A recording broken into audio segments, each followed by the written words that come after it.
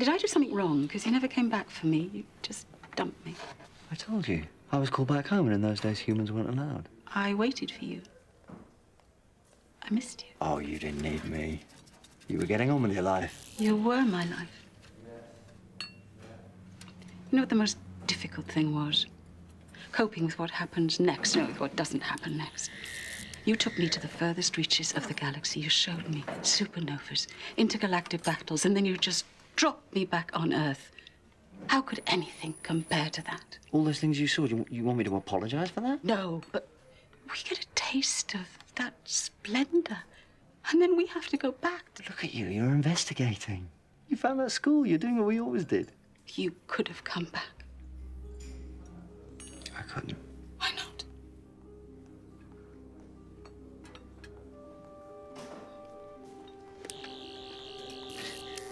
It wasn't Croydon. Where you dropped me off, it wasn't Croydon. Where was it?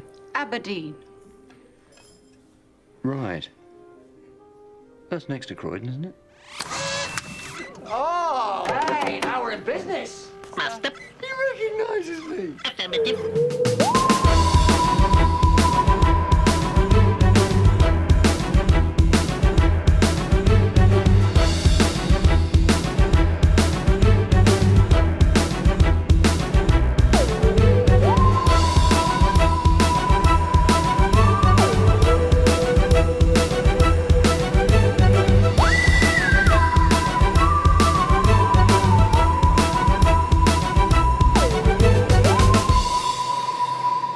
Hello and welcome to Who Watches Who, a Doctor Who podcast with me, Matthew, and as always... I'm Scott, hello.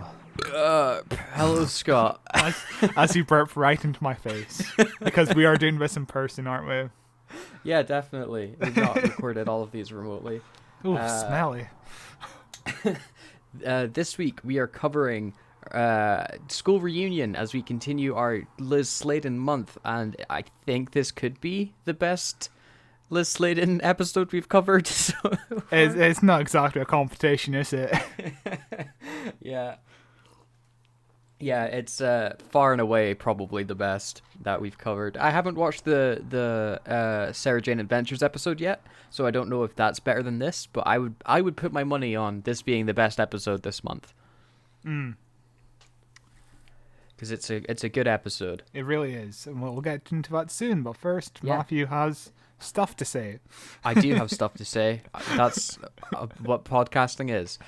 This episode initially aired on the 26th of April 2006, which was a Saturday, and on the time of recording was 15 years, 5 months, and 7 days ago.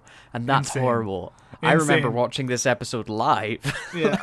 I remember just like, oh, who is Sarah Jane? We'll find out, yeah. And I'm just thinking, I remember reading about her in Doctor Who magazine. Yeah. I was so excited for this one because it was a big advertisement for this one. And yeah. It feels like yesterday, but recent. It feels so yeah, recent, but it's also so it does also feel like forever ago. It does. We've gone through yeah. like 3, almost 4 doctors since then. Insane, just insane. Yeah. I have one minor correction to say from last week. I say minor correction, it's really not a correction at all, but when I was talking about Ronald Reagan and his presidency, I said that I couldn't find anything on the Watergate scandal, which makes sense because the Watergate scandal was Richard Nixon about a decade or 2 decades beforehand. Ronald Reagan was not involved in the Watergate scandal that we know of. But could you hazard a guess as to who was the current United States president? It was Bush because you told me before we did. I did. Recording. It was George W. Bush, son of George H.W. Bush. One of the, I think is he dead now? Did George H.W. die? I think he's still alive. I feel like he died like this year. I think he's like 99. He is very old. Yeah, no, he died. He died in 2018. Oh, damn. Okay. Damn, time is... The time between 2018 and now really doesn't count, though. No. Yeah, because I think the oldest president now is Jimmy Carter, who is very old. And still building houses. Good on him. Yeah. He was president for, like, 1 term, and then, like, just decided to do charity for the rest of time, which is, a good guy move. But, all right, let's see how much information I can spew out here. George W. Bush, famous for being the president on 9/11 and, maybe doing 9/11. He was initiated the Iraq War in 2003, and he narrowly won the Electoral College in 2000 over Vice President Al Gore. If you've ever seen the movie Vice, it actually talks quite a bit about this, where they basically just decided, let's just say we won before anybody can say otherwise. Yeah. And it worked, because it was one of the most tightly contested electoral votes ever. I think he was also, let's see what I've written here. George W. Bush became the first president since Benjamin Harrison in 1888 to become elected president despite having lost the nationwide popular vote. Something that I'm sure we would never see again. A president losing the popular vote but still winning? I've not seen that happen. George W. Bush, at the age of 54, became the 43rd president of the United States, and it was the second time in American history that the president's son went into the White House, because, of course, George H.W. Bush, who was president for one term as well, is George W. Bush's father.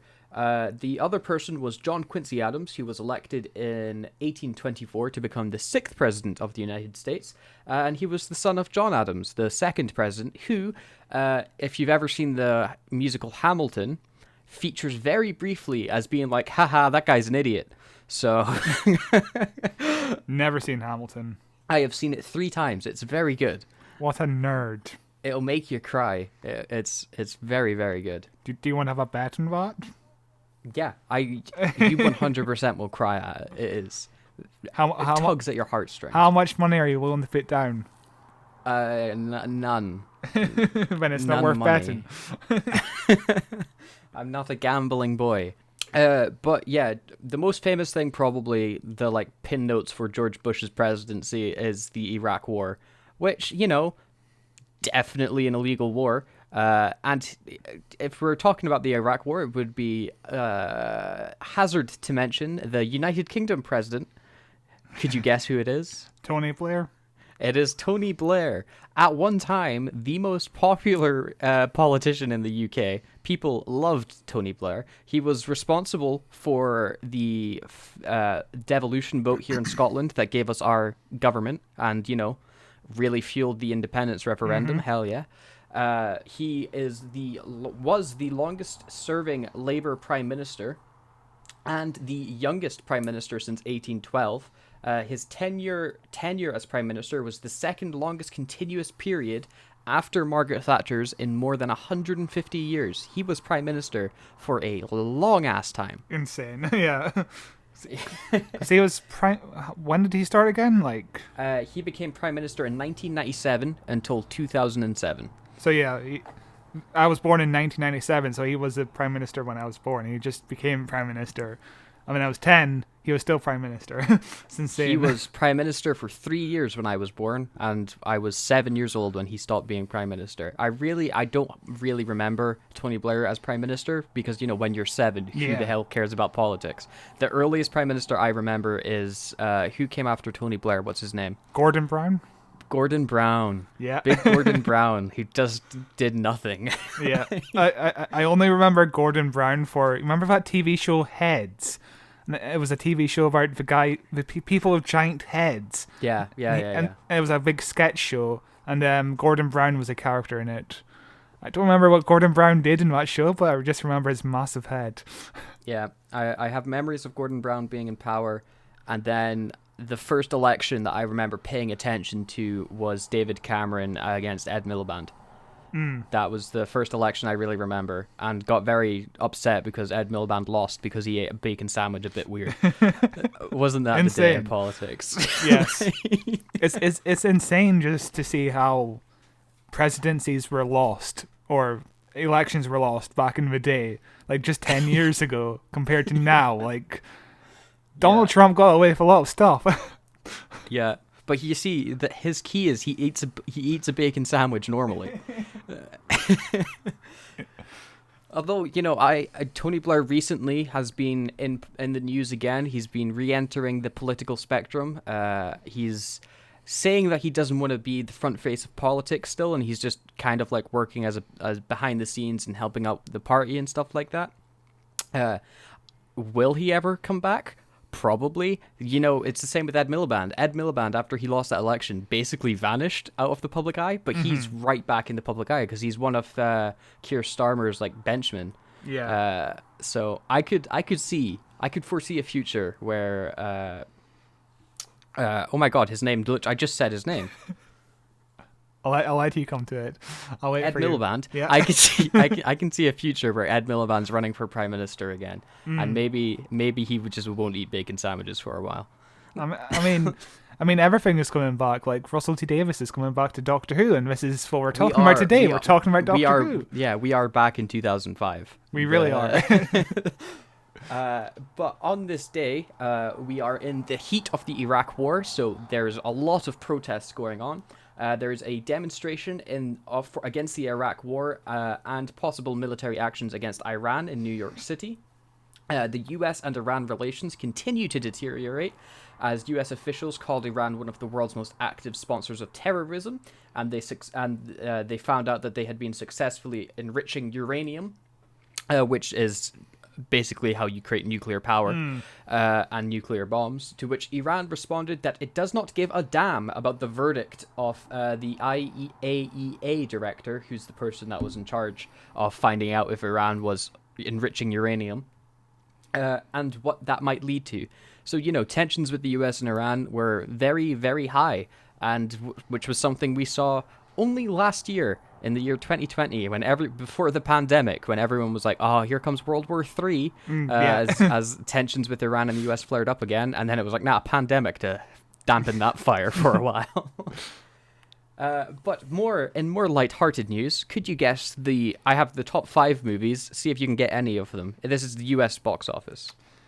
So yes, I was thinking about this in the shower earlier because I always try to be right about these things. Like I'm starting doing it with like a little competition with myself to see if I can guess. The only movies I can think of might have come out around this time, but I'm probably off by a couple of months. Is Cars, Disney Pixar's Cars, or X-Men Last Stand. That's only 2006 movies I can think of. Neither of those are in the top 5. The top 5 this week in cinema, the number 1 movie is the Silent Hill movie. Never seen it. Never seen it either. Number 2 is Scary Movie 4. Never seen it. Why that came out in April? It's a weird release for April. Number 3 is a film called The Sentinel, which I've never heard of. And number 4, which ended up being the highest grossing movie this month, but it wasn't in this week. It was only number 4 in this week. Ice Age the Meltdown. Oh my god. I remember that one. Yeah, I remember. It's like the 4th Ice Age film? I'm pretty sure it's the 2nd. Is it only the 2nd? They came out with one like a few years ago, didn't they? Yeah, there's a lot of Ice Age films. The first one was like 2002, so this must be the second one. And the third one was about the dinosaurs. I mean, I remember the 4th one had Nicki Minaj in it, and I was like, oh, it's Nicki Minaj. Why is she here? Ice Age the Meltdown is the 2nd one, yep. Then the 3rd one is Dawn of the Dinosaurs. The 4th one is Continental Drift. And then in 2016, there was Ice Age 5 Collision Course, which I never saw, although I did kind of want to see it. Yeah, it's one of those franchises that just has diminishing returns. And also, like, the first one has a human in it. There's a lot of human characters in the first one. We don't see humans ever again in the franchise. So did they all die? Yeah, probably. But I think the franchise is better without the humans. The humans were kind of terrifying. But now Ice Age is obviously owned by Disney, so I wonder what their plans are for the franchise. Did Disney buy DreamWorks? It's Blue Sky, so it's like the Fox. Oh yeah, it's Blue Sky, isn't it? Yeah, it's the Fox DreamWorks. animation company. So yeah. Yeah. I guarantee we'll see like a Ice Age 6, 7, 8, 9, 10 soon. Can't wait. Yeah. Or just a fresh reboot. It's just called Ice Age, and they get Illumination Entertainment to do it. Have you ever seen that clip of the sloth character, Sid, I think his name is? He's introducing Family Guy on Fox. Have you ever seen that? No, I haven't. No. And he, I'll send you a link. You can play it in the episode. It seems today that all you see is violence in movies and sex on TV. But where are those good old-fashioned values on which we used to rely? Lucky there's a Family Guy, and he's coming up next. It's weird hearing Sid say sex. I know, it's a children's movie, it's a children's character, and he's saying, it seems today all you see is sex and violence on TV. Like, what? Yeah, that's very, very strange. But could you guess the top song? I have the top song for both the UK and the US, which are different this week, but could you guess what the number one song in the UK is at this moment? 2006, no clue. Give it to me. It's Crazy by Gnarls Barkley. Oh, yes, that's a great song. You Think I'm Crazy? And that was a song that was number one for about 2 months in the UK. Yes, I remember seeing the music video everywhere. Like, every channel played the music video on constant loop. Like, you went to the hairdressers, you would see the music video. It's insane. It's a song you couldn't escape. In the US, and it's probably a reflection on the mindset at the time, but could you guess the number one song in the US? The mindset. No, don't know. Give it to me. So You Had a Bad Day. Bad Day by Daniel Powter is number one in the US at this time. Oh, Another very famous song that you hear, you used to hear at least all over the place. Yeah, I don't like that song is decent enough, but I don't like the whiny guy singing it. The lyrics are just so you had it's just the chorus repeated. I watched the music video and I would skip to random points, and every time I skipped it was so you had a bad day. What I'm thinking is it's a song, and correct me if I'm wrong about my observation about this song. It could be a song about a bad day, right? You're off the mark completely. Couldn't be more wrong about that, I'm afraid. Okay, well, I took a gamble. Yeah. You should just quit. Okay, bye. It's pretty embarrassing right there. Okay, I'll leave this podcast and you do it on your own. That sounds good. Bye. But that's all the information I have for on this day in April 2006. On a very bad day, from the sounds of it. Yeah, not a great day on the 29th of April 2006, but it was good for one reason, and that was maybe one of the best episodes of this season of Doctor Who. Certainly, yes. Maybe the next one, the Girl in the Fireplace. Girl in the Fireplace is good. But the rest of the season is just. That was good, I guess. I think after the Age of Steel, that middle section of this season is super mediocre. Certainly. It's like Idiot's Lantern, Impossible Planet, Satan Pit, Love and Monsters, Fear Her. It's a series of 6 out of 10 episodes, and then the 2-part finale, which is pretty good. I remember it being really cool as a kid, seeing Cybermen and Daleks fight each other, and then watching it back recently, it's it's fine. Yeah. I think season 2 is probably the most nostalgic for me because it's one of the first season box sets I got, and I just watched that thing over and over at Christmas time, just watching every episode on DVD, just being this is great. I get to watch Doctor Who at Christmas. Fantastic. See, Doctor Who on Christmas is a time-honored tradition. You need to bring back Christmas specials. I'm sure Russell T Davies will bring back Christmas specials. Oh yeah, he better. And it will be even more pantomime than ever. I'm sure there's gonna be one actually set to pantomime. That'd be fantastic. That would be fun. But yeah, we're talking about school reunion here, and yeah, we're talking about this is our third installment in Liz Sladen month, and there is a lot to fill in over the last 25 years since K9 and Company. That's insane. It was 91? No, 81. Yeah, so 25 years. Yeah, that's a lot of time. But yeah, after K9 and Company, Liz Sladen eventually mainly worked on stage programs, just doing theatre work. And in 1983, she reluctantly returned to Doctor Who for the 5 Doctors. Have you ever seen the 5 Doctors? I have not. Wait, is that the charity one they did? No. It's the 90-minute big special we did. No, I've not seen it then. Yeah, it's not a great episode, but it is fun to see everyone back together. It's like a big Christmas party, just seeing all your relatives around, just being like, oh, there's they're all Uncle... the same person. Yeah. Where's Uncle John Pertwee, and he's interacting with Patrick Troughton. Oh my god, it's so fun. That's basically the premise of the episode. It's not a great episode, but it's just fun to see everyone working together. So in the Five Doctors, Liz Sladen got to work with John Pertwee again. It's very sweet. It's really nice. And she wound up working in Alice in Wonderland with Barry Letts. Barry Letts was the producer of... I'm gonna guess it wasn't the Alice in Wonderland that we discovered a couple weeks ago from the 70s. Oh god, no, certainly not. But it was a BBC production. With Barry, it was produced by Barry Letts, who was the producer of the John Pertwee era of Doctor Who. So it was very nice for her to just be back in a familiar environment with Barry Letts. And on the set, she discovered that she was actually pregnant with Sadie Miller, who plays Sarah Jane now in Big Finish Audio, so it's great. And after finding out she was pregnant, she took some time off of acting just to focus on family, which is great, good on her. In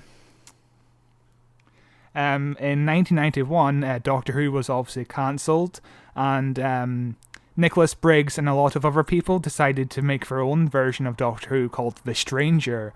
And one of the stories had Colin Baker starring as the Stranger, and they brought in Elizabeth Sladen playing another character. So Colin Baker and Elizabeth Sladen worked together, weirdly not as Doctor and Sarah Jane.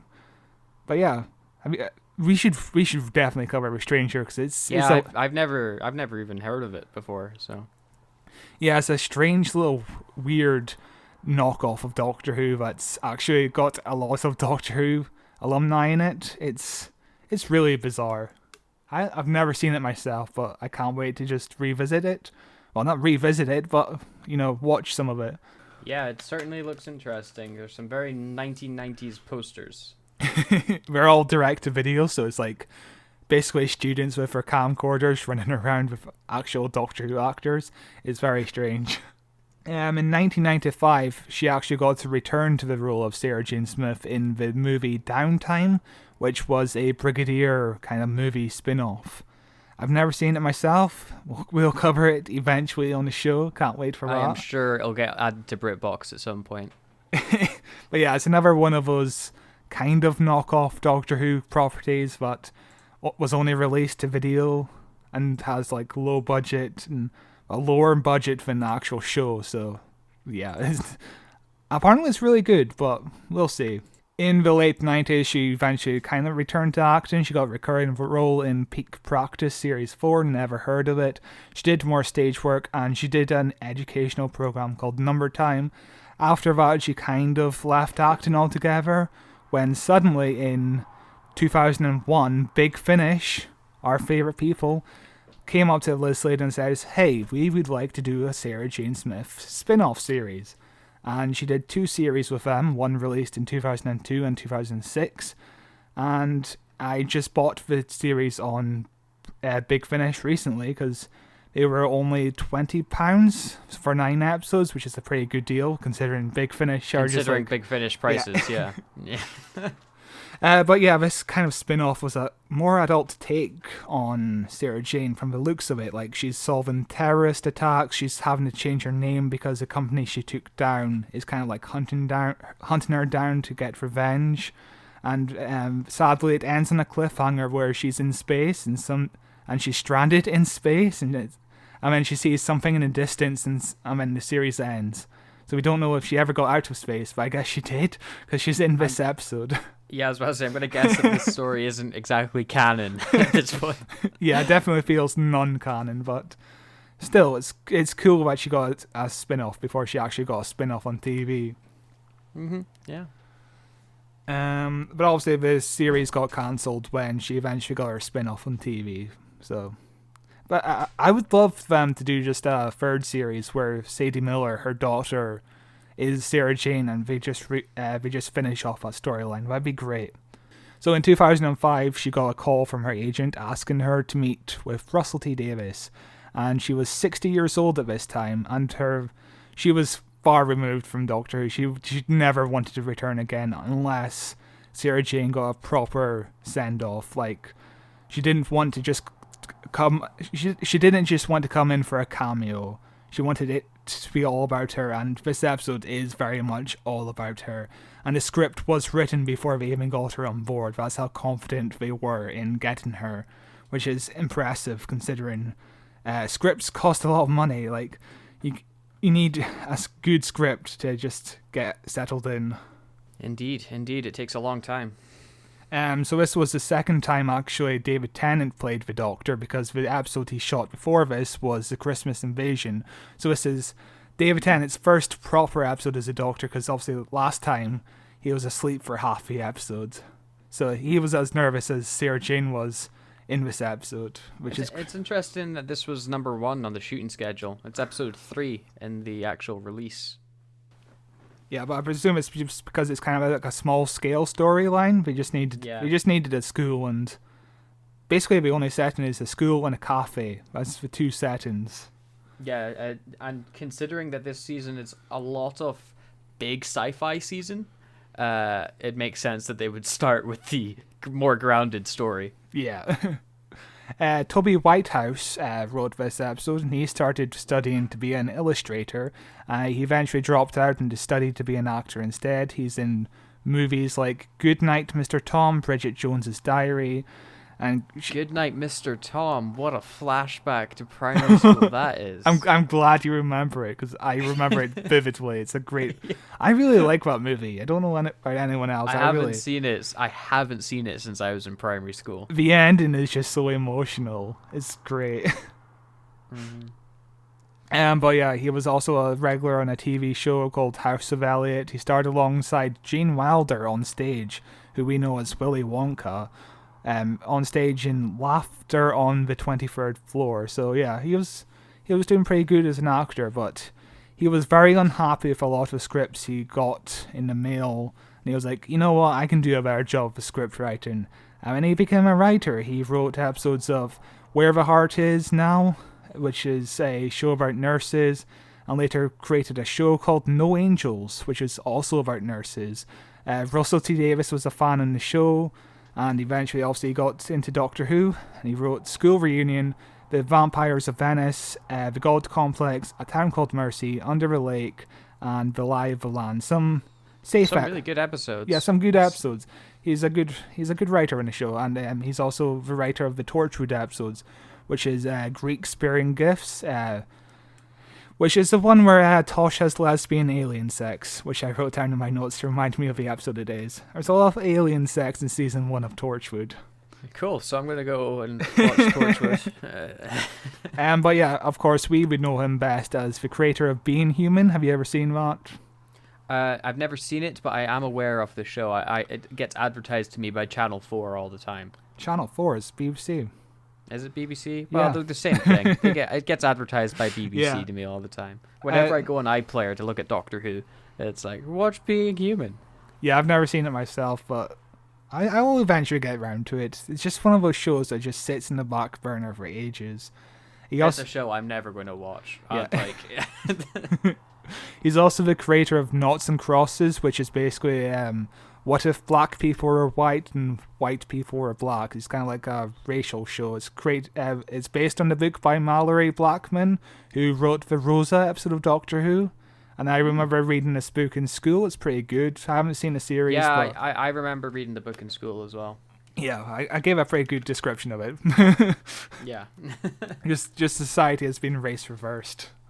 The alternative drafts of this episode was Toby was only given the premise of Sarah Jane and K9 coming back, so he had to invent his own narrative around it.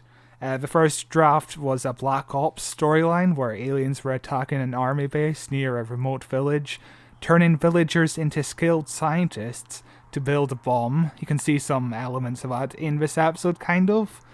But Russell T Davies gave the idea of involving the TARDIS in a car chase with Sarah Jane Smith kidnapped. But they decided against having Sarah Jane Smith kidnapped because it was the idea of they didn't want to make Sarah Jane look weak, and I think that's a good decision. Yeah, Sarah Jane comes back just to be the damsel in distress again. Yeah, but the TARDIS being involved in a car chase was later reworked into the Runaway Bride, which is a great scene. Yeah, I feel like we've seen it multiple times at this point as well. I can't remember any other time we did it. I need to rewatch some New Who. Yeah, there's definitely a lot of times when the TARDIS is like flying down a street. Not necessarily in a car chase, but definitely flying down the street. Although that scene in the Christmas Bride it does hold up pretty well. The effects for it look pretty good still. I haven't seen that episode in... The Runaway Bride, sorry. I haven't seen that episode in maybe like 11 years. It's been a while. I watched it just a few months ago. In preparation for this conversation. Good on you. Yeah, not just because I'm going through the series. No, you knew we'd have this conversation. But Russell T Davies decided about the idea of involving the storyline be around a school, which he based on his TV show Dark Seasons, which we discussed briefly in the Rules podcast. But basically the show is there's a school and they had teachers that are introducing like new computers and are building a bomb of some... I don't know what the story is, but it's something very similar to School Reunion anyway. But yeah, it's the idea of kids already being scared of school, which makes a lot of sense. Doctor Who is based on the familiar. In an early version of the episode, it was Sarah who was actually going to be the teacher instead of the Doctor, which would have been interesting. It would be, but I love David Tennant in this episode as the teacher. His speech where he's like, physics. Physics. He is so good. And of course, the other big guest star in this episode is Anthony Head from Buffy, Repo the Genetic Opera, Merlin, Little Britain, and he was in the stage production of Rocky Horror, which I love Anthony Head. He's fantastic. At this point, when the episode came out, was Merlin out on TV? I think Merlin came out 2008, 2 years later. Yeah, Merlin was 2008. So this would have been my first introduction to Anthony Head as an actor. And then I would know him again in Merlin, and I wouldn't watch Buffy until I was in my early teens. And I'd be like, oh, there he is, Merlin man. I've only seen like one season of Merlin. I don't remember him being in it too much, but he's King Arthur's dad. Yeah, I haven't seen it forever, so it's not a good show. At least the first couple seasons aren't good. So. Didn't that show end where it's him in the modern day? I honestly don't know. And like a truck kind of like zooms by and it's like, oh my god, we're in the modern day. I don't know. It might do. I know the show's supposed to get kind of mental after season 2, but I honestly can't get through season 2. Who watches Merlin? Coming to you soon from Patreon. It's the only way that I would watch Merlin again. I've tried like 3 times to get through that show.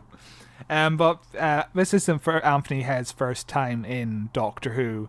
His previous Doctor Who work was in a webcast audio adventure, Death Comes to Time, with Sylvester McCoy and Sophie Aldridge, which is... so in the early 2000s, the BBC were like, oh, we're not going to renew Doctor Who, but instead we're going to put this like cheaply made animations on the website, which were like not great, but you know, it gave fans excitement for more Doctor Who.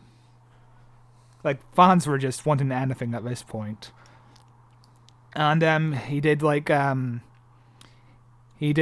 Exiles, which was a series with Big Finish, which was a Doctor Who series also. And he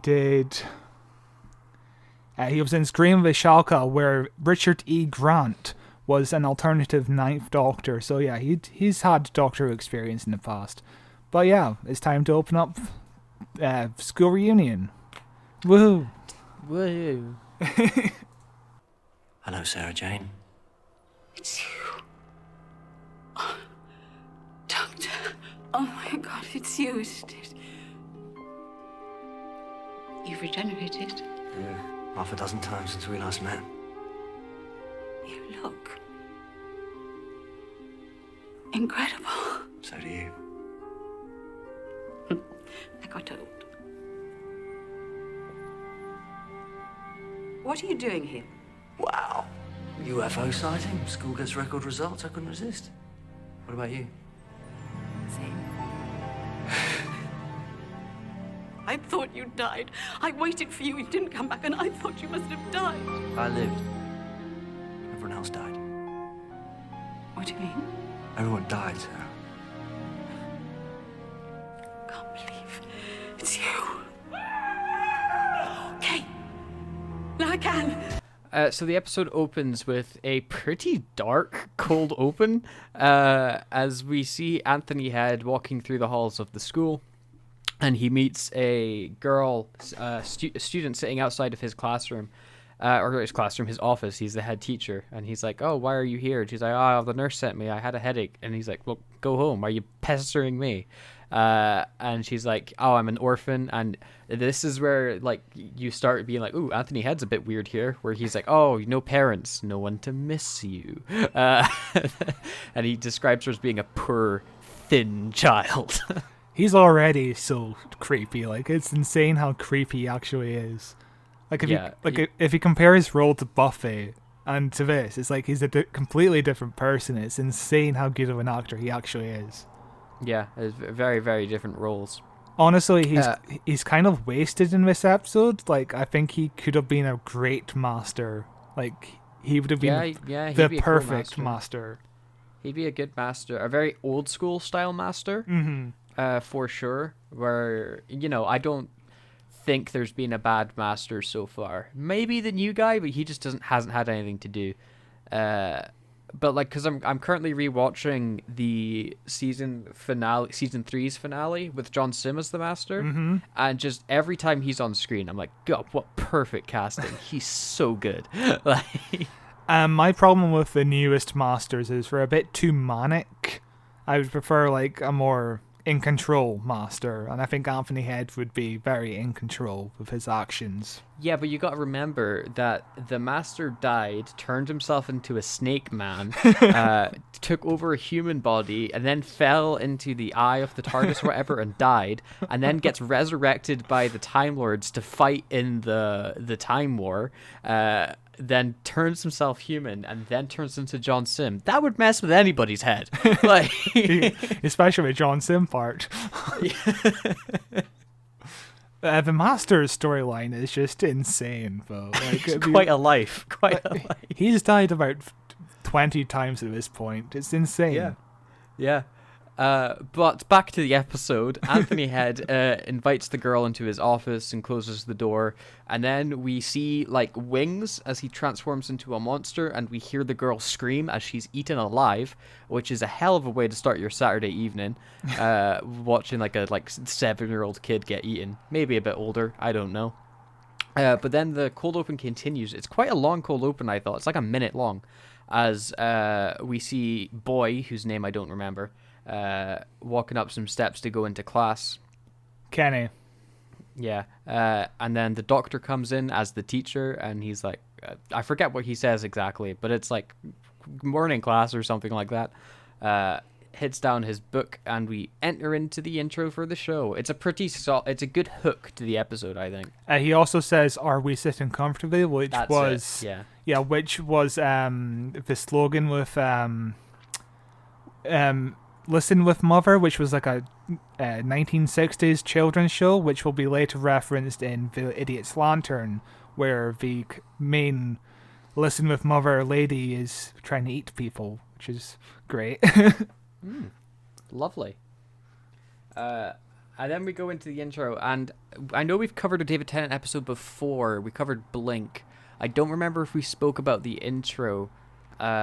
We probably did. We probably did. Yeah. But it's for new listeners. I think David Tennant's intro is probably one of the best, mainly for nostalgia reasons. Yeah. You can't go wrong with this intro. My favorite incarnation of the David Tennant intro is in the end of Series 4 when everyone gets credited and you just see, John Barrowman, Elizabeth Sladen, Freema Agyeman, Billy Piper, David Tennant. Oh my God.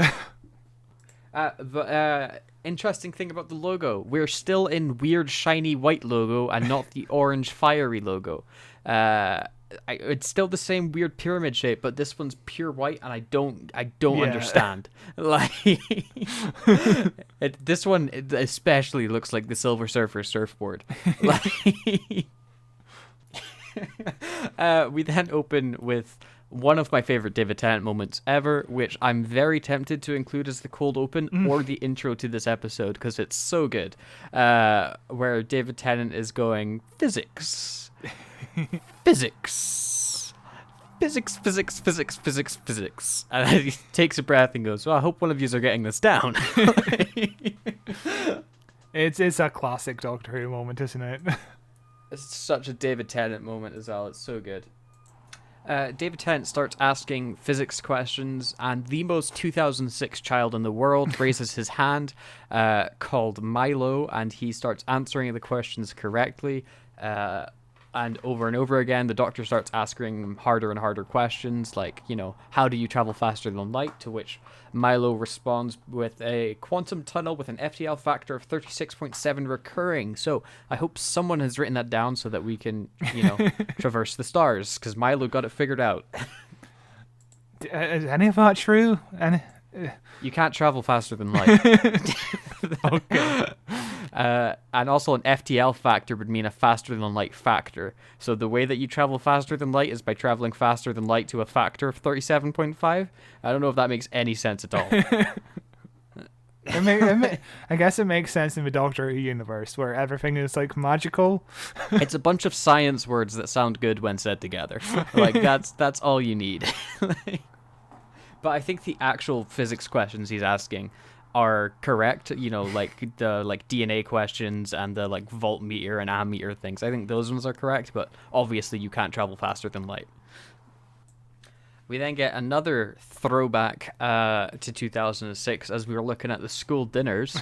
I don't know if they make school dinners that look like this still, but they definitely did when I was at school. Yeah, it's an absolute throwback. The only thing that's missing is the square pizzas. Yeah. I don't know. At my school, they did a chicken pie, but the chicken pie, it was basically chicken in white sauce with a piece of pastry just thrown on top. It wasn't a pie at all. I think that sounds familiar, yeah. School dinners weren't the best. But we see that Rose is one of the dinner ladies, and the Doctor gives her just the cheekiest smile in the world. I think, especially in this season, because it's kind of a middling season. It's also Rose's last season. David Tennant and Billie Piper have got such great chemistry together. Yeah, and this is their second episode ever, and you just feel the history between the two of them. It's insane. Third episode, but yeah. Well, second episode because it's after Christmas Invasion. This was filmed. Episode 1 is New Earth, then it's Tooth and Claw, and then School Reunion. This is... Yeah, but I'm saying film in order, my dude. Yeah, but release order. It's their third episode. But I'm talking about their chemistry. But yeah, have you ever... All the teachers seem to be eating the school dinners with the kids. Did your teachers do that? Because mine didn't. No, my teachers didn't do that at all. They had their staff room where I assume they would either pick up a school dinner after the kids or before the kids, or eat a packed lunch, one or the other. I doubt they ever went for school dinners because they know it's awful. But yeah, just seeing all these teachers, I wonder if that's an English thing where teachers ate with the kids. Yeah, very possible. Never been to an English school, so don't know. Well, it's never too late.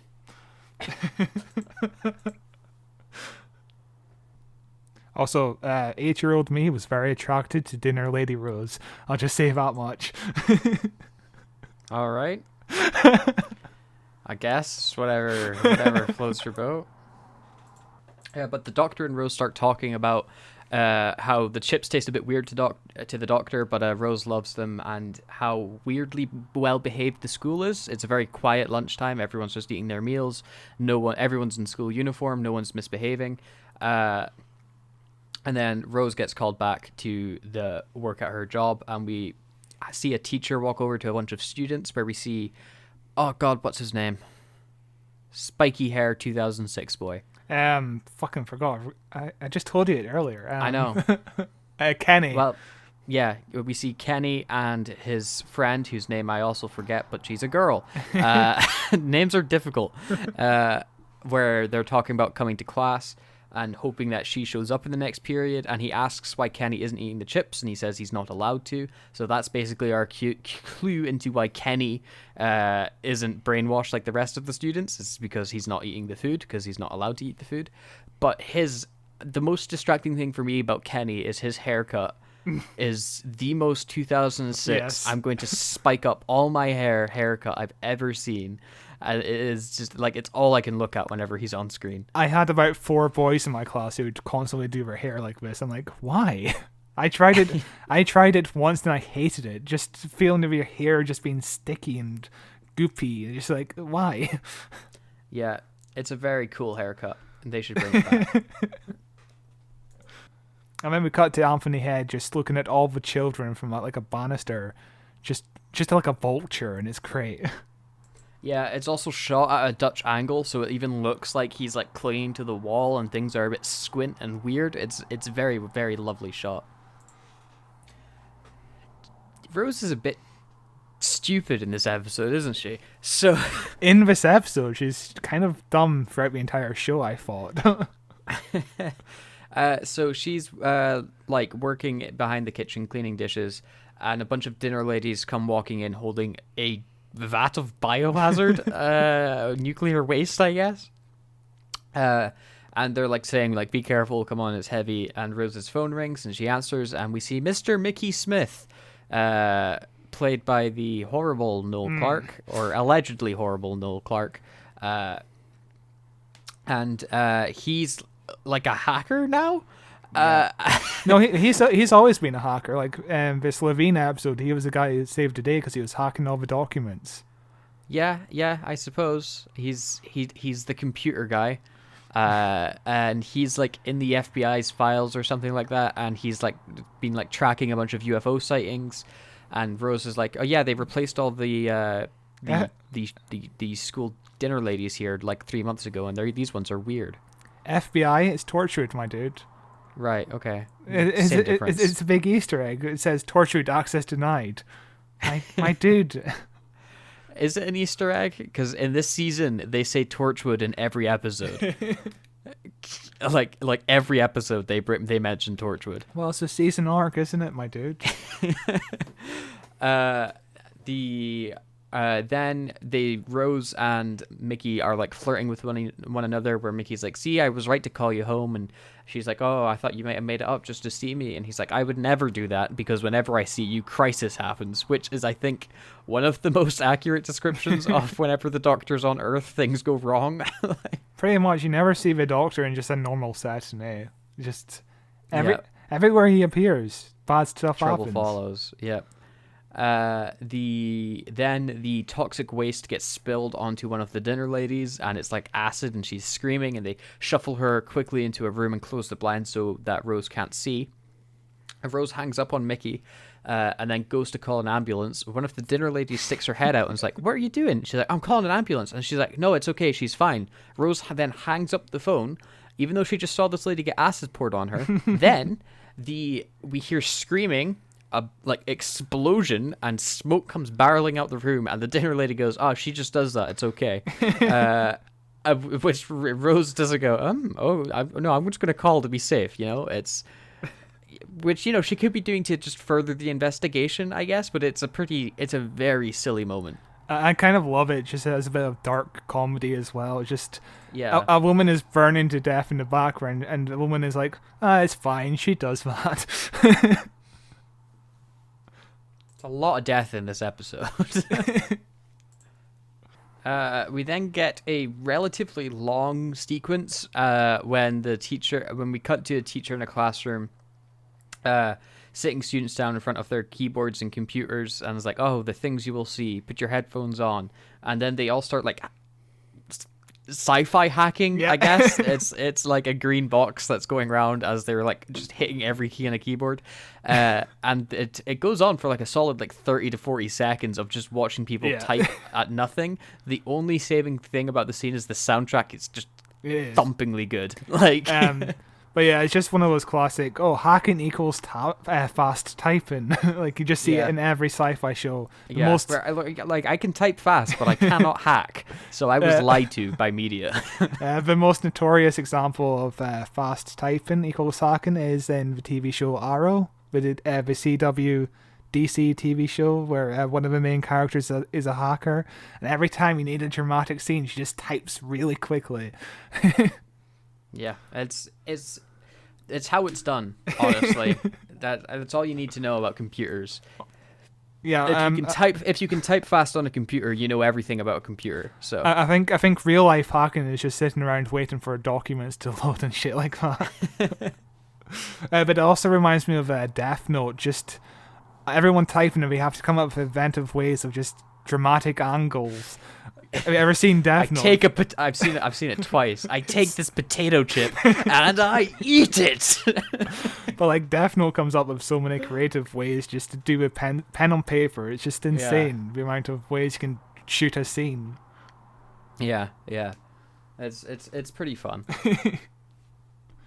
We then get introduced to Sarah Jane for the first time in this episode. Where she's talking with Anthony Head about the improvements he's brought to the school. And, if he wasn't a killer alien that likes to eat children, he would be a solid head teacher. He's brought about free school dinners that are compulsory for everybody. He's brought about, higher grades and a better standard of working. He's implemented computers in most of the classroom. He's a really modern, forward-thinking head teacher. He just also eats children. Which, to be fair, I've seen kids. Fair enough, you can eat a few of them. But yeah, having Sarah Jane Smith investigate the school is the perfect way of reintroducing a character. Mm-hmm. Yeah, and it's a good way of having her character still be solving the sci-fi problems on Earth. Not just sitting about doing nothing. She's still adventuring on her own. Yeah, it's the first time we've got a sense of a companion after the Doctor. Every other companion just leaves. We never see them again. They don't even have personal lives in the show. This is the first time we've seen a companion have a personal life after the Doctor, which is insane to think about. This is season 28. No, this is season 2, Scott. Oh, shut the fuck up. And then we get the scene that I'm probably going to use as the cold open, where the Doctor meets Sarah Jane, and it is you can't help but smile at it the whole time. I've just rewatched the scene. I'm just I'm smiling. I'm just so happy to see them together. It's weird. Yeah, David Tennant does a great job of seeing a long lost friend. Yeah. It's so good. You can also absolutely read the scene as David Tennant reacting to his childhood hero, because he just reacts as if he's so happy to see her. It's just him reacting to his childhood hero, someone he grew up with watching. Mm-hmm. Yeah, it's such a good little scene of them two interacting, and it's got that tinge of tragedy that's always good with Doctor Who, where it's the Doctor recognizes her but she doesn't know he's the Doctor yet. Yeah, and it's that the recognition only on one side. It's such a good, nothing but praise for the scene. Also, David Tennant also just plays it like a dad. He's just so proud of his daughter growing up and just living her life. It's great. Yeah.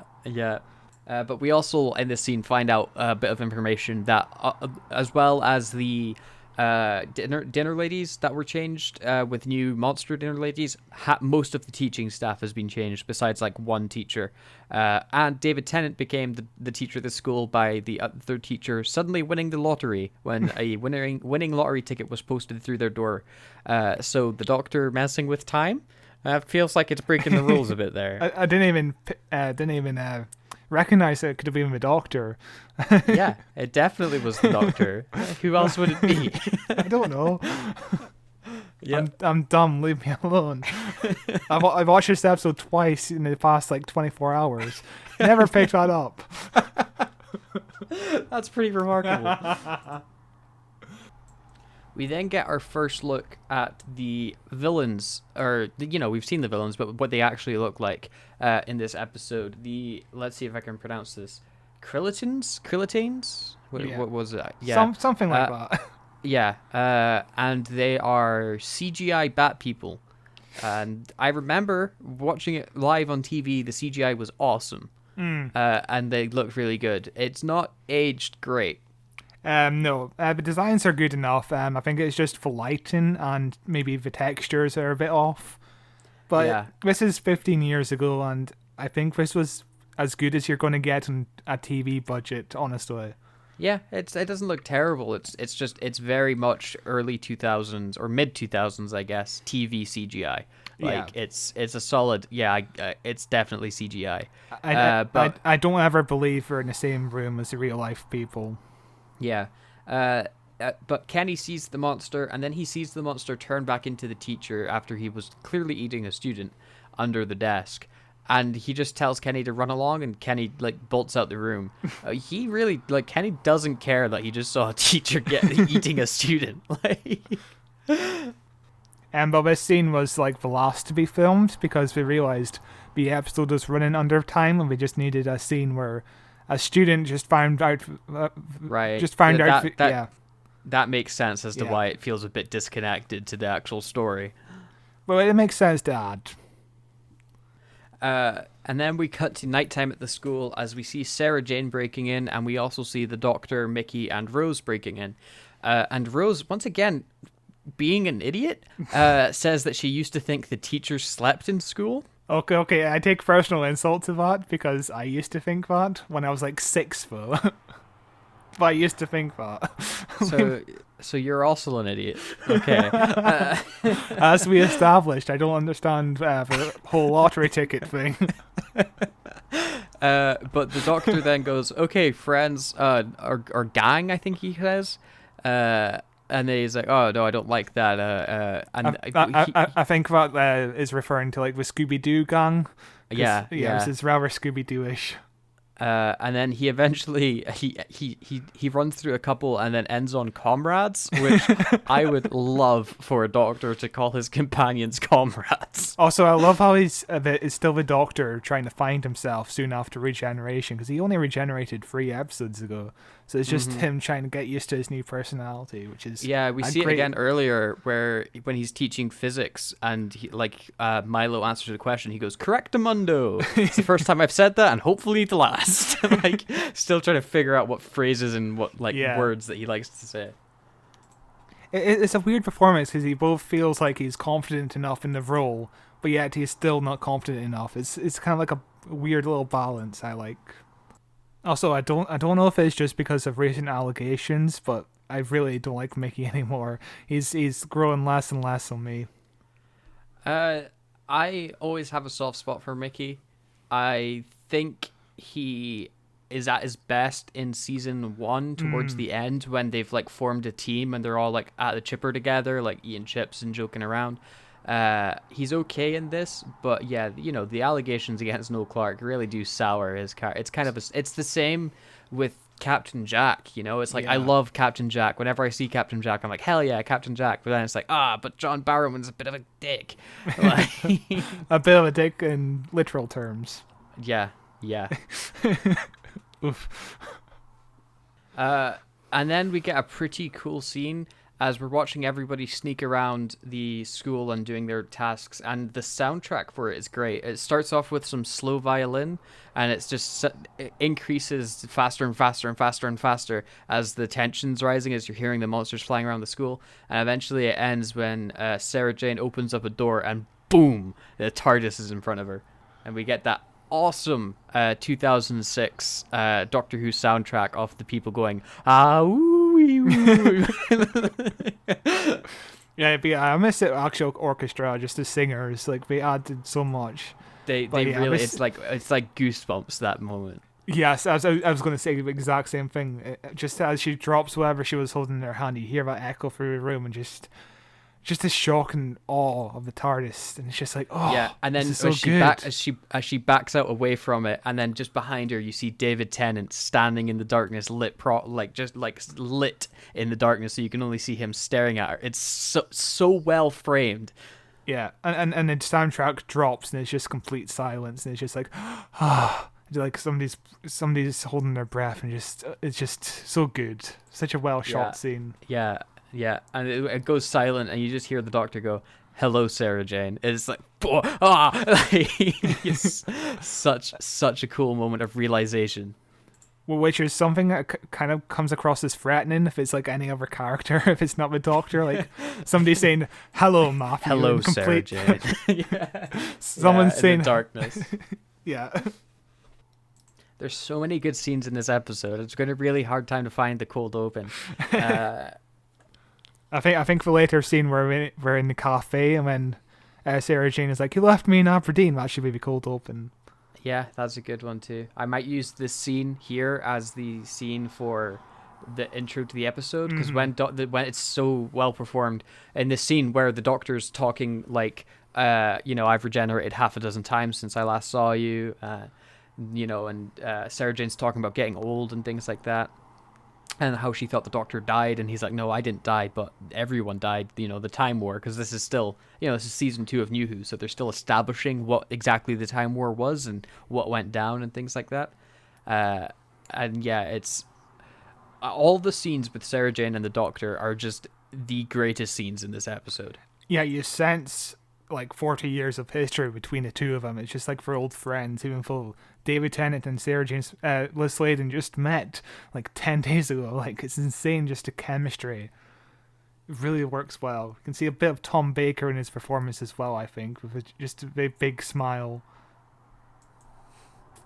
Yeah, and then they meet Rose, and Sarah Jane has the great line of, you can tell you're getting older because your companions are getting younger.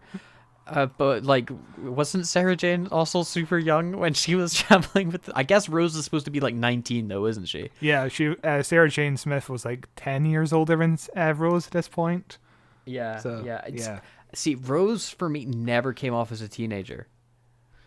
Yeah, like, it's weird, isn't it? Yeah, she never came off as a teenager to me. It was always like, oh, yeah, she's in her mid-20s. Like... and then, they hear a scream...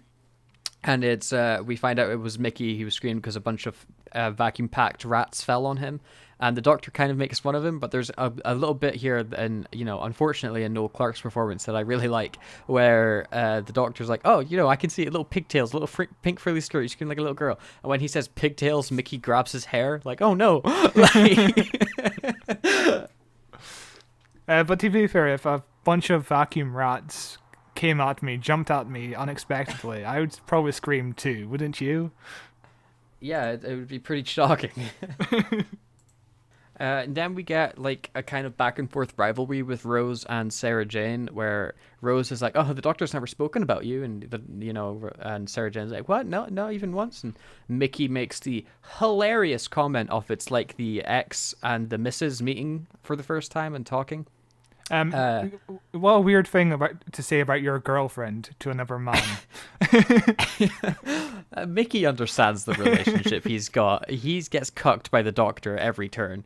But I don't know how I feel about Rose and Sarah Jane's relationship.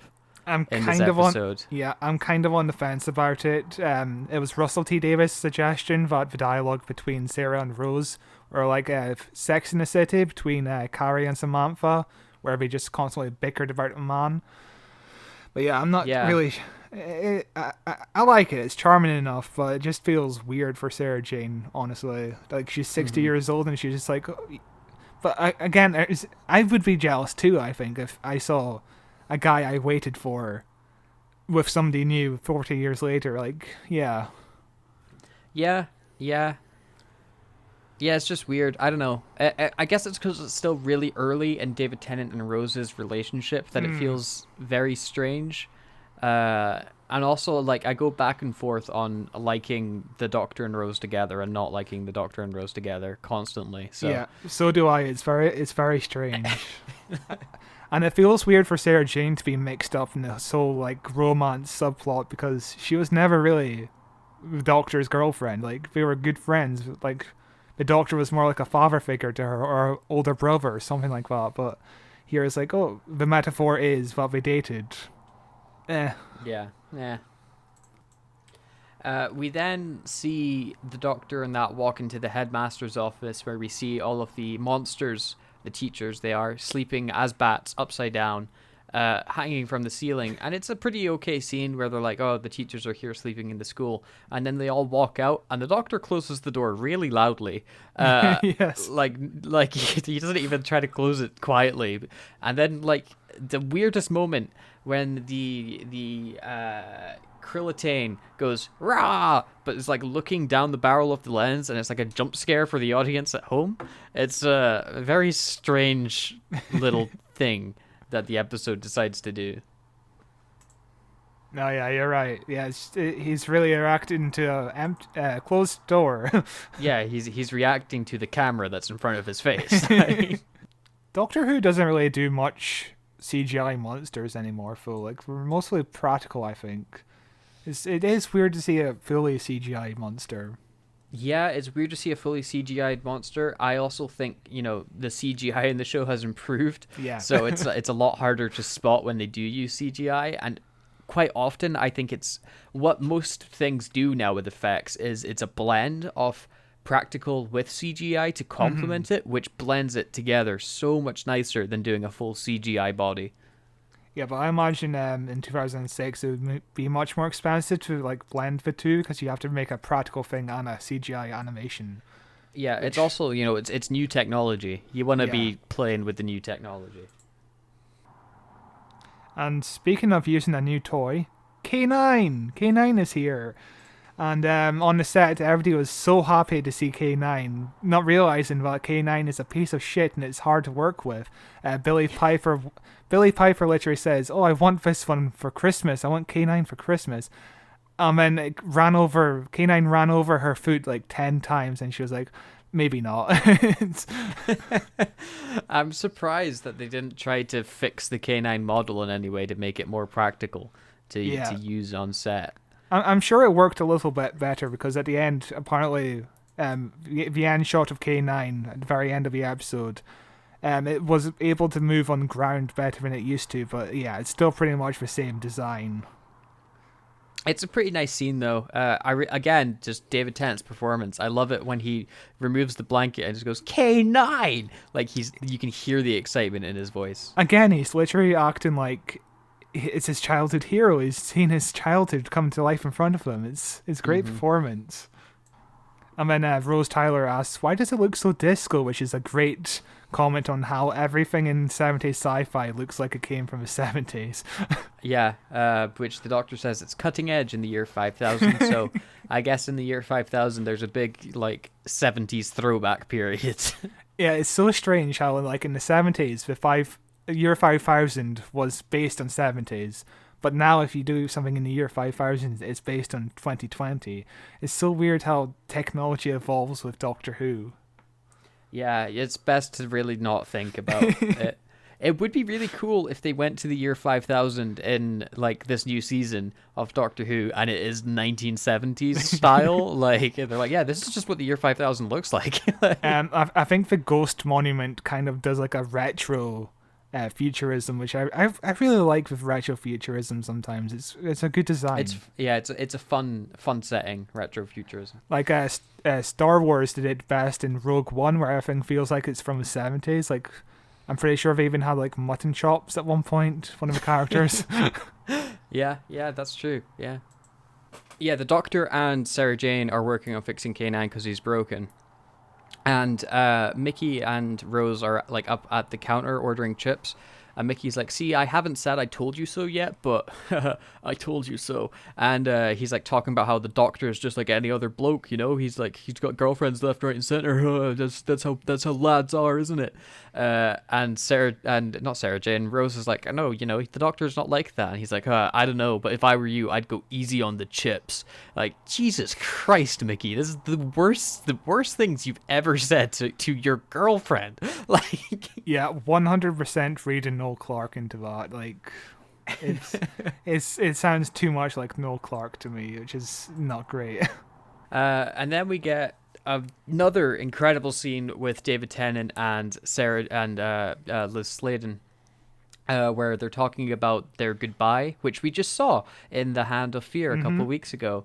where she's like, you show us all this stuff and we have to go back. It's, she's talking about basically the curse of being a Doctor Who companion, where either you die or you just get left on Earth when the Doctor gets tired of playing with you, like Sid from Toy Story. Is it Sid? No, it's Andy from Toy Story. Yeah, I don't want to play with you anymore. And, the Doctor's like, what, you want me to apologize for showing you all these things? And, it's such a well-written scene. And we, of course, then get the realization that it wasn't South Croydon that the Doctor abandoned her in, but it was the lovely streets of Aberdeen. It made me so happy to hear that. It's just fantastic. Yeah, I always love it when Doctor Who mentions Aberdeen, which is so briefly. They have that one episode set in Aberdeen, but it's like ancient medieval Aberdeen, and there's no city. It's like a field. But yeah, Liz Sladen and David Tennant's chemistry is just incredible in this scene. Yeah, they work so well together. And, rewatching this episode again, I would have loved to see Sarah Jane come on as a full-time companion. I think it would be such a cool concept to have an old companion that left the show come back as a full-time. Like, even for, 2 or 3 episodes, that would have been fantastic, because Mickey ends up becoming companion, and that's because Russell T Davies really likes the idea of a fluid companion team. Like, Mickey comes in for a couple of episodes. Last season, Captain Jack came on for a couple of episodes. Adam came on for 2 episodes when he died. Or did he get left behind? But still, he gets left behind because he gets the brain surgery, and the doctor's like, you shouldn't have got that brain surgery, and then he leaves him to be mean. But I really like the idea of a fluid TARDIS crew. That's what you see it again with Moffat, where it was Amy for a lot of it, and then he's like, oh, Rory's with us for this little bit, and then, oh, Rory's dad's with us for this little bit, and it would go back and forth, and if it was just Amy, or if it was Amy and Rory, and then it was we got the single companions of Clara and Bill. And then we've got the Jodie companions, where there's too many of them and they don't do anything. I wish Chibnall took some notes from Russell T Davies in that aspect. Just have Bradley Walsh appear 4 episodes a season, 5 episodes a season, because 3 companions is a bit too much. But yeah, but maybe this next season we've only got 2 companions. Could be a much tighter script and better characters for once. Fingers crossed. It's 20 days till the first episode comes out. Insane, and we still don't have a full trailer yet. I know. It has to come out this Friday after Strictly. After Strictly, because it's it's 3 weeks away. The marketing is insane with this season, bro. Just oh, we're gonna delete all social media for 24 hours. And that's our marketing. Okay. Yeah. Can't wait. I'm excited. I love new Doctor Who. Yeah, it's going to be exciting. But again, the pure giddy joy of David Tennant being like, oh my god, K9 recognizes me. But that's just him being a fanboy. Yeah, it's so good. And we see that throughout this whole time, they're getting stalked by the aliens, and we see the headmaster perched up on top of a building next to a CGI bat, and it looks a bit silly as we then continue on with the scene. And the Doctor says that he's no dinner lady as he sticks his hand in the yellow goo and rubs it in K9's face nipple, the plunger thing that he's got on his face. And they start analysing it, and Mickey makes fun of K9's voice, which is a bit rude of him, which Sarah Jane rightfully scorns him for. Yeah, it's a bit robophobic, isn't it? So the Doctor then discovers that the aliens that they're fighting are the Krillitanes, which are alien species that conglomerate certain aspects of different species, much how we take parts of culture that we've invaded or invaded by. He has a really good way of explaining it. And he says that the last time he saw Krillitanes, they had really long necks, and that's why he didn't recognize the new Bat version of them. Are Krillitanes a classic Who villain, or was this just a joke? I think it's just an off-adventure kind of thing. It's something we have never seen. See, when I was a kid, I just assumed it was, because they had Sarah Jane back, I assumed it was a classic Doctor Who villain from one of the classic episodes. Yeah, so did I. But apparently they've appeared in a book with David Tennant. well, not David Tennant, but, the 10th Doctor, because David Tennant can't act in books, but, He can try. I'm just wondering if they've ever appeared in a Big Finish audio adventure, because that's kind of perfect for them. Yeah. No, they really haven't. They just appeared in comic books and like other books. No audio adventure with them. Bring back Anthony Head, my dude. Perfect. I want to see Krillitanes with really long necks. We then get the best Mickey scene, where they're packing K9 back into the car, and Mickey's chatting with Sarah Jane, and he's like, "So, what's the deal with the tin dog?" He describes K9's being, and Sarah Jane's like, the Doctor travels with entourage. They're sometimes aliens, they're sometimes people, they're sometimes robots, and what about you? Where do you fit in the picture? And Mickey has that moment of self-reflection where he goes, "Oh my God, I'm the tin dog." And it's a great moment, and I think his best scene in the episode. Yeah. And it does sum up Mickey's involvement in the series as a whole. He is the human version of K9.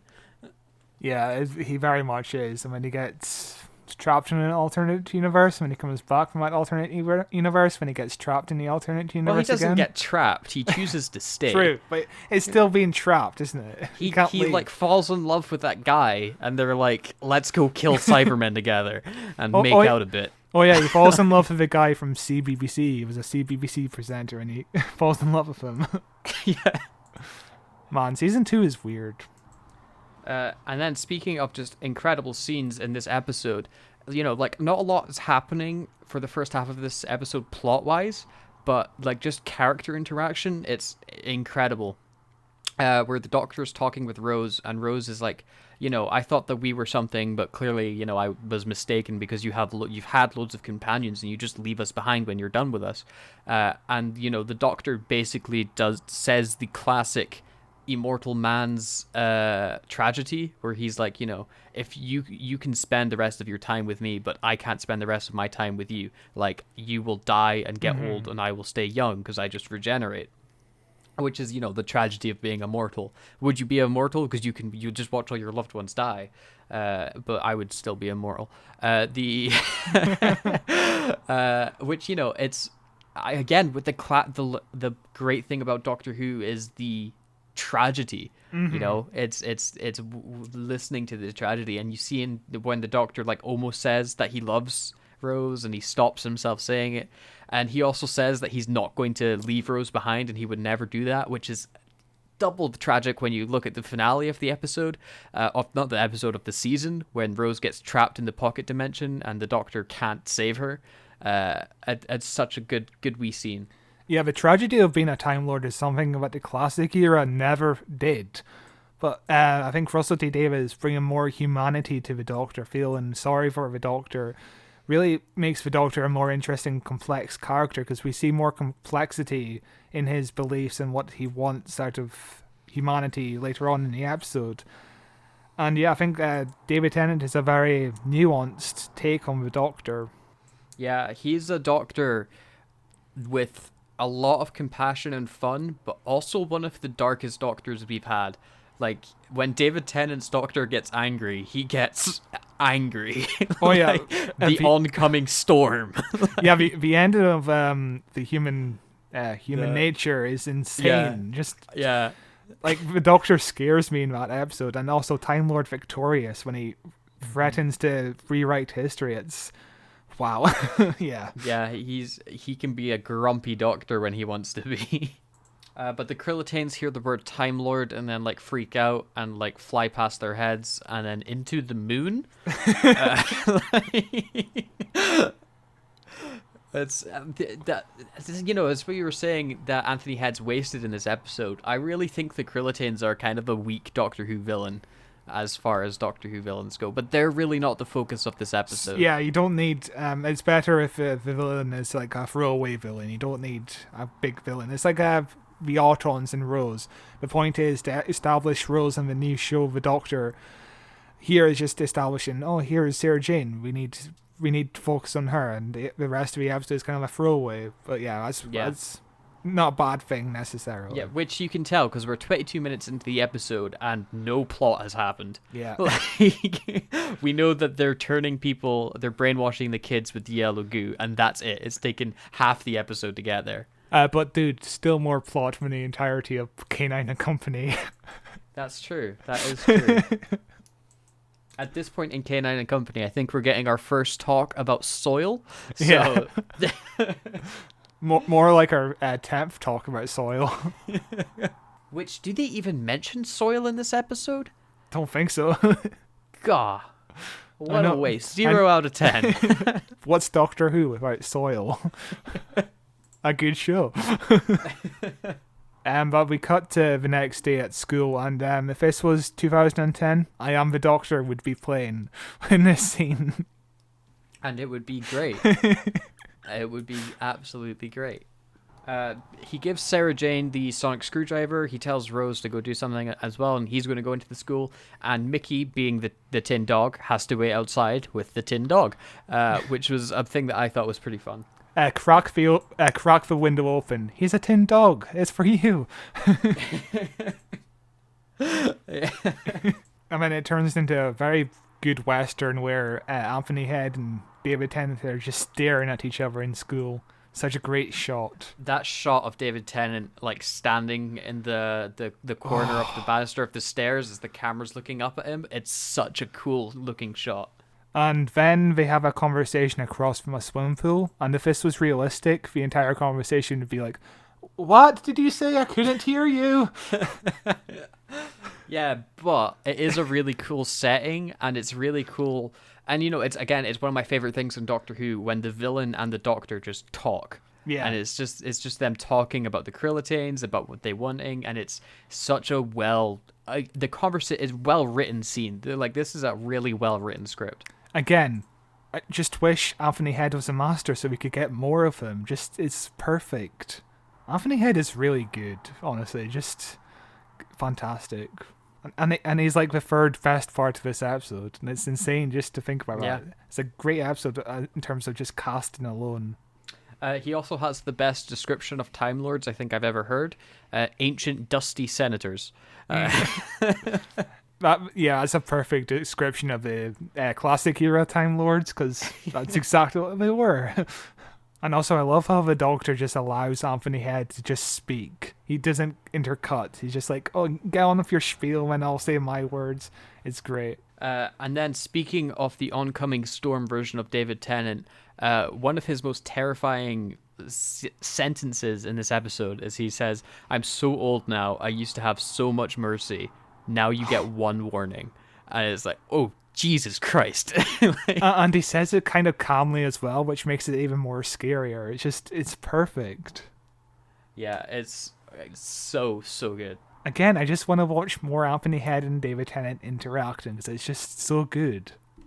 Yeah, he would be a great master. You're very right on that. And then we might get the best K9 scene ever. You think so? Yes. Just him in the so it's Mickey and K9 in the car, and he's like, I think the school ends up locking down, and then Mickey is like, "Oh my god, how are we going to get into school? Do you have like a sonic screwdriver or anything?" And then K9 keeps on repeating, "We are in a car." and then Mickey realizes, "Oh, we're in a car." And then they drive through the door. It's great. That is a great scene with K9 and Mickey. You are very right. I think I might have jumped ahead, but still. You jumped ahead about 10 minutes. My bad. That is a great scene. I got excited. The scene that we're at with them in the car is when Mickey's like, "I'm the kid with safety scissors and glitter that's sent to the back of the class," and K9 doesn't say anything. But yeah, the we're in a car scene is great. We'll get there. I got excited because it's the best K9 scene we've ever seen compared to last week. We then get a scene that I initially don't like, but then turns into a really great scene with Rose and Sarah Jane.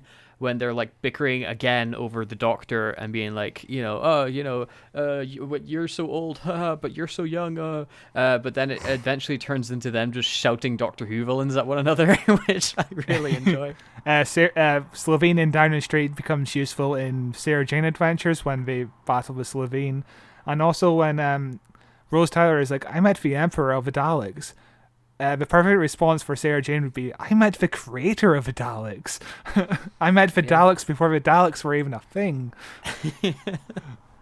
And then like them chat, and then Sarah Jane goes, the Loch Ness Monster, which causes them to laugh and breaks down the barriers between them, I guess, and they start joking about the Doctor and their relationships and things like that. Which, it's a fun way for their relationship to go, because if those two were bickering for the entire episode, it would be unwatchable.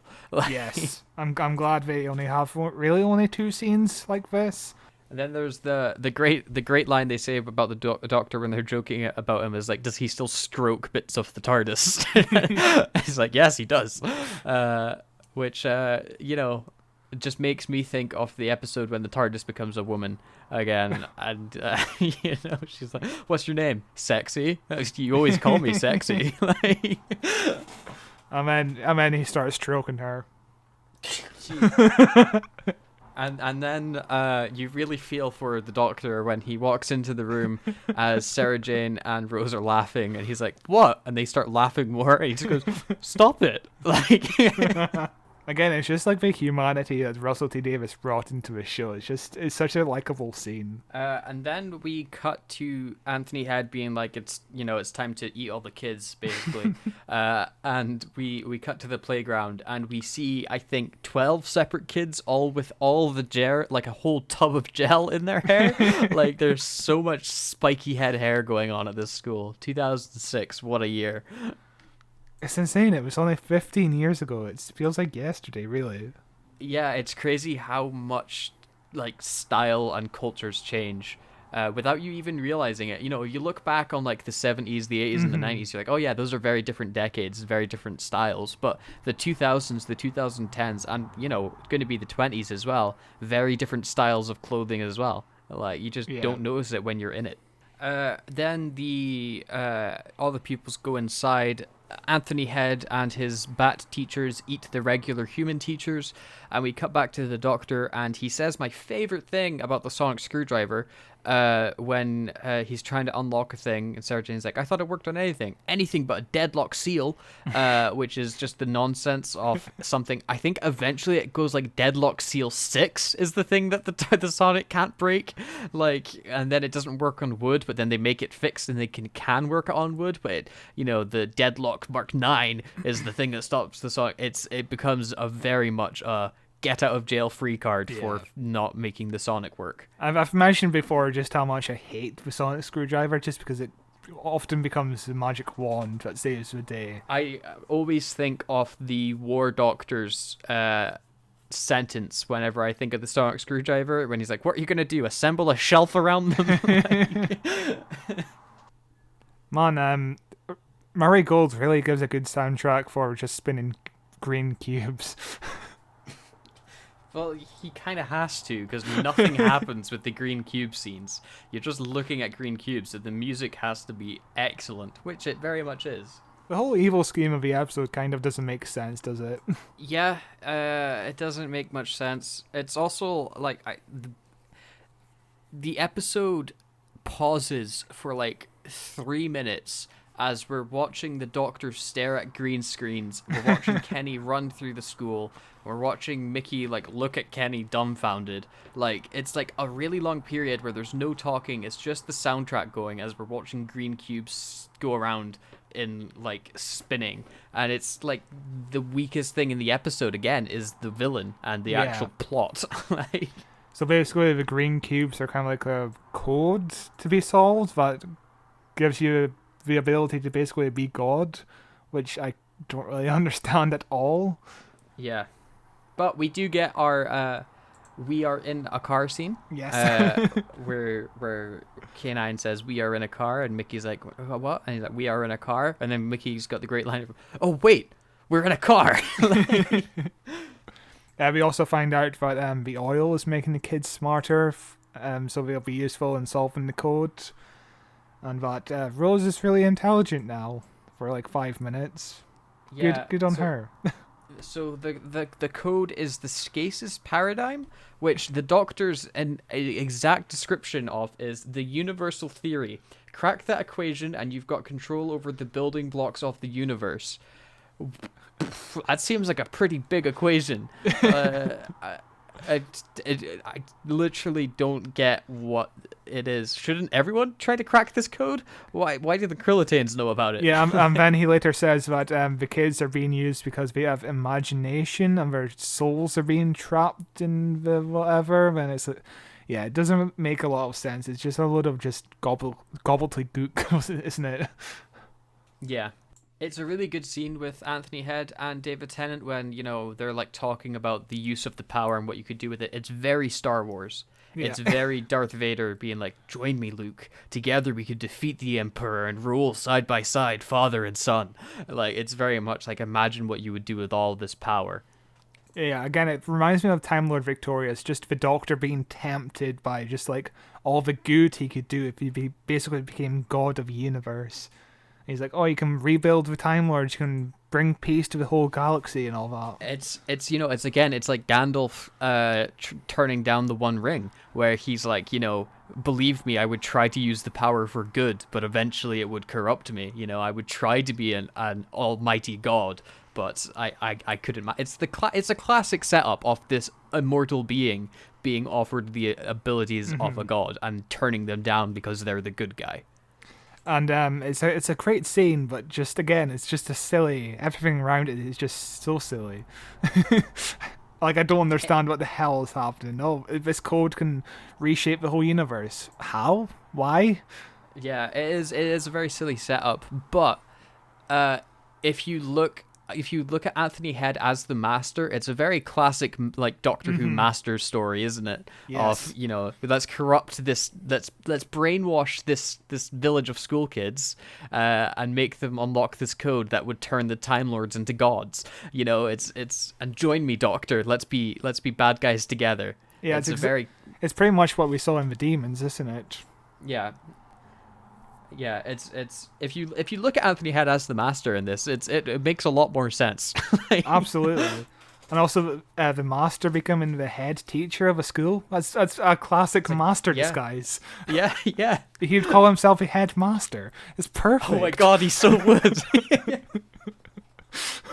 Yeah, he should have been the Master. That would have made this great. Like, I bet you if they just saved this for series 3, they would have just had him be the Master. It'd be perfect.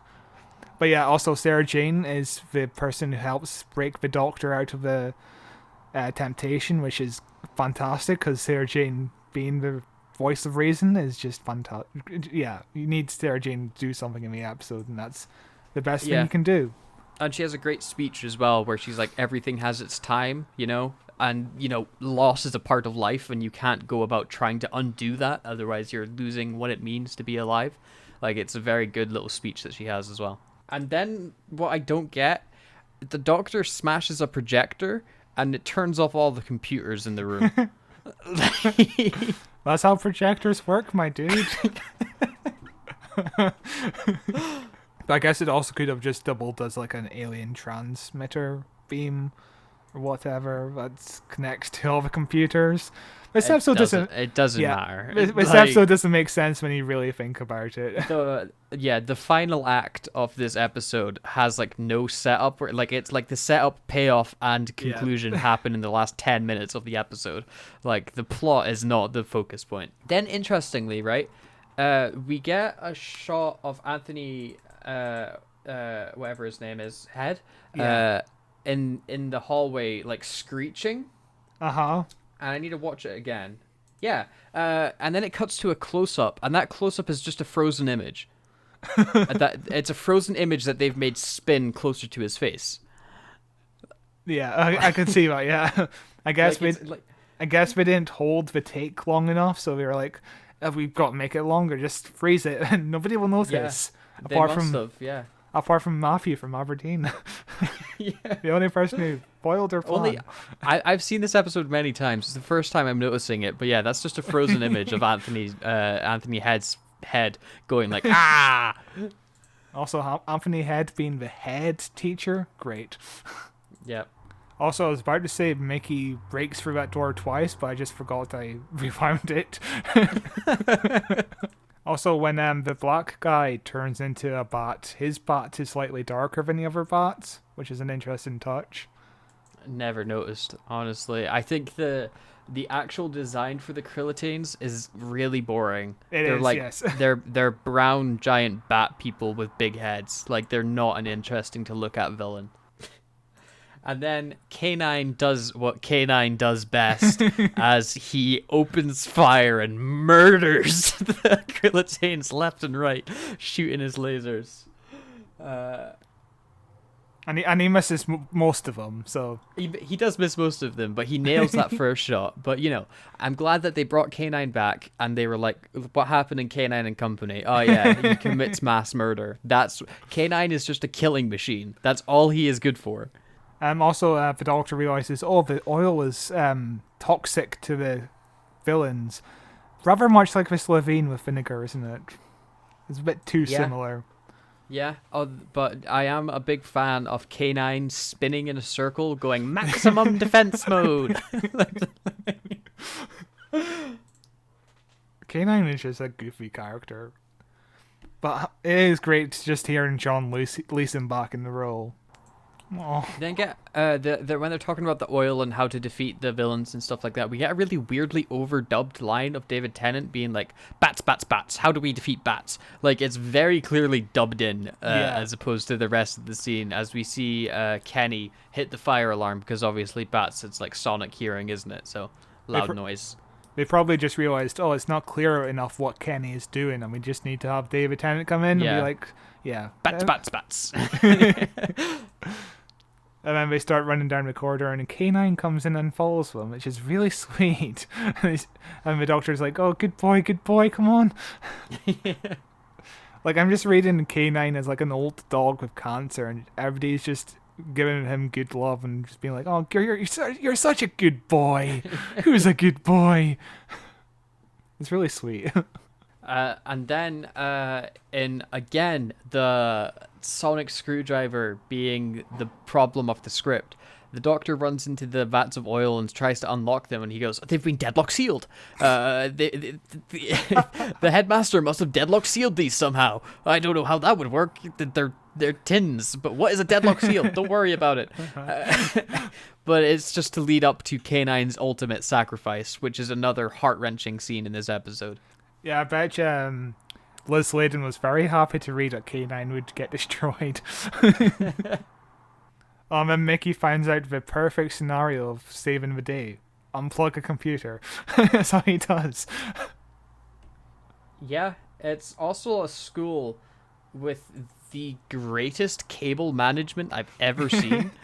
Like, all the cables for the computers run along the walls, they come down all tied together neatly, and somehow are all powered through one socket. Yeah. Like, I don't get how it works, but he just unplugs it and, like, turns off the computers. Like something that any character could have done, like, half an hour ago. I do love, though, when he looks at all the students and then he just shrugs and unplugs the computer. Like, Again, it's kind of like just lazy writing, just get out of it. Like, what would you do? Oh, unplug a computer. Sure, that's a good idea. Yeah, the K9 death scene, the talk with him and David Tennant, it's very brief, but it hits all the notes it needs to hit, where it's basically just David Tennant being like, "You're a good dog," and, and K9 being like, yes, I am. Like, it's really sweet. And his little robot tail wagging, like... Yeah. And then Sarah Jane just being devastated at leaving K9 behind. That's the first scene she shot with Sarah Jane in, like, over 10 years, which is insane. Like, it's just out of context as well, just her being like, "What have you done?" That's her first scene as Sarah Jane. That's a big emotional scene to do as your first scene back as well. Like... And then Anthony Head is like, "You bad dog," and then K9's like, "Affirmative." And then the weirdest thing happens. So the school explodes, and we see Kenny. Everyone starts celebrating, and Kenny's like, "Yeah!" And then a girl turns to him and is like, "Did you have something to do with this? Like, why would you ever think that? He's just celebrating with everybody else." Well, I think for friends, she knows. Like, he probably had something to do with it because he's the only one unaffected, my dude. I guess, but it's a stretch. But the boy gets his girl. Yeah, and then they're like, "Kenny's a terrorist. He blew up the school. Yay!" Oh, and then Sarah Jane gets a moment of grief about K9, and when David Tennant supports her, it's really sweet. Just the arm around her neck, just Just a shoulder to cry on. Yeah. So when we get to our epilogue, originally this epilogue was to be filmed in like an abandoned building that was about to be torn down, but the people in charge of the building tore it down before the BBC could get to it, and we never told the BBC we were going to tear it down. So then we had to relocate it into this nice little park, which is a more appropriate place for him to be, I think. Yeah, it's much nice. And then Sarah Jane goes into the TARDIS, and she says the fun line where she's like, "You've redecorated," but you know the joke usually is, "You've redecorated." No, I don't like it. But in this one, she says that she does like it, and she loves how it looks. In fact, which is nice. But I would love it. I guess it's more of a Moffat joke. "Oh, I don't like it," than it is a Russell T Davies era joke. But it would be a nice little touch of humor, you know. So yeah, the Doctor totally invites Sarah Jane back onto the TARDIS, and as much as I would love to see Sarah Jane in the show again, I think it works better as a narrative just for her to go on her own path. What I really like is when he offers Sarah Jane to come, he's got a smile on his face, like he's ready for her to say yes, and then when she says that she doesn't want to come, you just see the smile slowly slip away as David Tennant's like, "Oh, fuck." Like, it's like the answer he wasn't expecting to hear. It's just a really nice, subtle bit of acting. And again, it just feels like we have so much history between them, even though the two actors just met. It's really good. Yeah, and then this is the scene where Mickey Smith becomes a full-time companion for most of this season. Up until the Cyberman two-parter, right? Yeah, and then he comes back for the finale. Yeah. Where he's like, "Oh, I'll come with you instead, Doctor." And, you know, he's like, "I don't want to be the tin dog anymore," which is, you know, fair enough. At this point, I really when I was a kid watching, I really liked Mickey, and I was happy to see him as a full-time companion. Doesn't he get replaced with a horse next week? In the Girl in the Fireplace episode, the Doctor finds a horse and just starts riding. He does want to take the horse with him, and Rose is like, "You can't take a horse," and he's like, "But I let you have Mickey." Yes. As if they're the same equivalent. Yeah. Oh boy. Also, I forgot to mention it earlier when David Tennant introduces himself as John Smith to Sarah Jane Smith. When I first watched that, I thought the Doctor and Sarah Jane were married. Wow, you really were dumb, aren't you? But I legitimately thought they're married. They got married? Because the whole episode is centered around them basically being a metaphor for ex-girlfriends and boyfriend. Yeah. So that's where my brain went as an 8-year-old kid. I was 6 years old, and even I wasn't that dumb. Shut up. But then when Mickey gets accepted to come on board the TARDIS, Rose is really upset about that, which is, you know, one of the things that I didn't super like about Rose is super possessive over the Doctor. And she's like, "No, he's my Doctor. Only I'm allowed to travel with him. No one else is allowed to travel with him." You know, it's her least redeeming quality. It really is.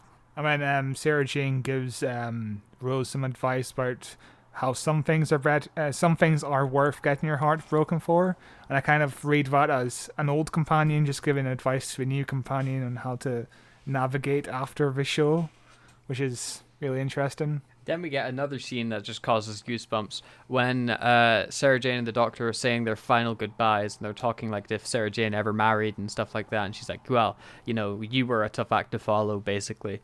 And then she's like, "Goodbye, Doctor." And the Doctor's like, "Oh, it's not goodbye." And she's like, "Just say goodbye." And David Tennant's like, "Goodbye, my Sarah Jane," as the music swells and they hug, and it's like, brings a tear to the eye. And my Sarah Jane, being one of the final things Tom Baker said to Liz Sladen in the episode Hand of Fear. Such a nice touch, and it's really I cried every time I watch this scene. I just cry because it's really well acted, and the music behind it is great as well. Just The music's like on fire this whole episode. It's like really, really well done. And of course, Sarah Jane and the Doctor eventually meet again in Sarah Jane Adventures, which was great. Yeah, I've never actually seen their reunion. So. Dude. Yeah, but then the TARDIS starts to disappear, and a thing that I'm just noticing now is Sarah Jane stops and turns around because it's the first time she's heard the TARDIS in so many years. Because when she saw the TARDIS, it was already on Earth, and this is the first time hearing that whirring again. But she turns around and she sees rebuilt K9. I'm also reading that as she's refusing to look back. Like, she just wants to focus on what's ahead of her. And she's like, but I've got to look back. And then she just sees the magnificent beauty of just the TARDIS fading away, which is something awe-inspiring. Potentially the last time she's ever going to see that, which, Yeah, and then we see K9. And so my question, or my theory, I guess, because my assumption is the time between the finale and the goodbye isn't very long. It doesn't feel like a lot of time has passed. So, just somewhere in the deep bowels of the TARDIS, the Doctor had another version of K9 just sitting about. He was like, this'll do. I'll upgrade this one, give him the memory. Boom. Nah, I expected... he left the school. He then went to the year 5000, went to the dude that built K9 originally. He's like, I need a new model. And the dude was like, Guys, another one? Yeah. I already just made you 2 last week. But yeah, I mean, he obviously came back and was like, here's K9, and just put him right behind the TARDIS. Imagine if Sarah Jane just walked out of the TARDIS with earphones on, and she never looked back, and she never saw K9, and K9's trying to catch up with her, and she's like, mistress, and she never looks back and never sees K9. Yeah. But that's how the episode ends, with Sarah Jane telling K9 it's time to go home. And what do you think of this episode, Scott?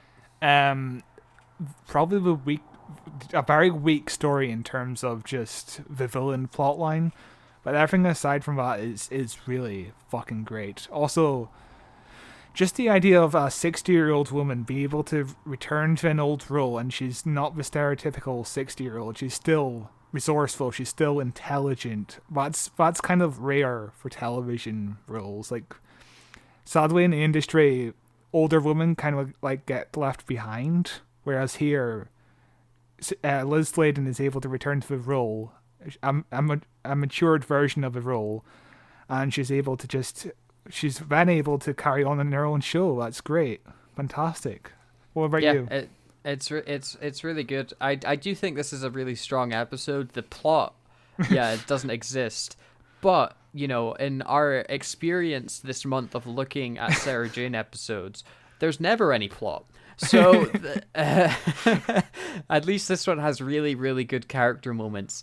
And some of the best moments, I think, in the series since it's come back. Like, they stand the test of time. Like, this is 15 years on, and it still makes you have goosebumps watching the interactions between the two of them. Yeah, just that scene where Sarah Jane finally realizes that it's the Doctor. It's probably one of the best scenes ever in the show. It's so cool. Yeah.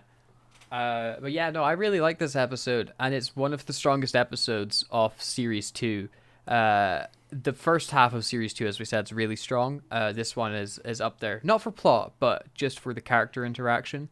And that's really what I think has let this episode be so rewatchable. Yeah. I'm just about to ask, would you like to see more classic companions come in? Because I think it's been enough time where you could establish, here's what Ace is up to these days. Oh, yeah, definitely. I think Doctor Who has done a decent job of building the bridge between the classic series and the modern series, but the thing it needs to do is bring back some of the classic characters. That's the one thing that it hasn't really done still, is bring back those classic characters that people love. Because if they brought back classic characters every year, it would start feeling a bit cheap. But it's been long enough now, whereas I would like to see more classic companions just pop up every now and again. It makes perfect sense. Like maybe just like one of them or two of them for an episode or two, like one random season. Just David Tennant is doing that box set with Big Finish where he meets classic companions, which is going to be a lot of fun. He meets K9 in one of them, which will be interesting to hear.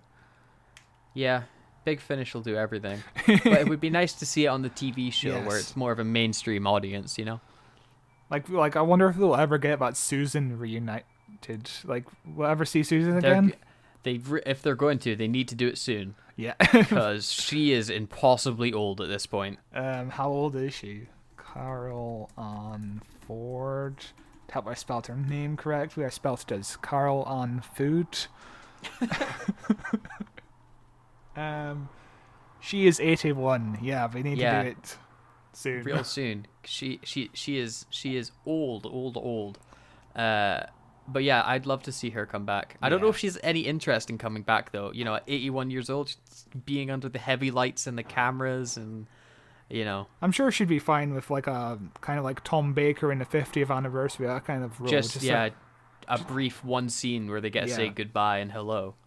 Like, because we're talking about Sarah Jane kind of just being abandoned and never visited again.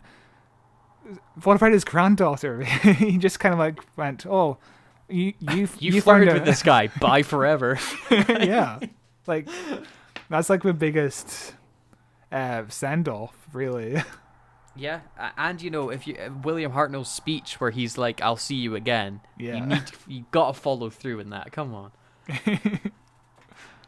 At least he met her again in audio form. That's something at least. But we gotta see it on the tally. Maybe in the 60th. Imagine they do it in the 60th. That'd be cool.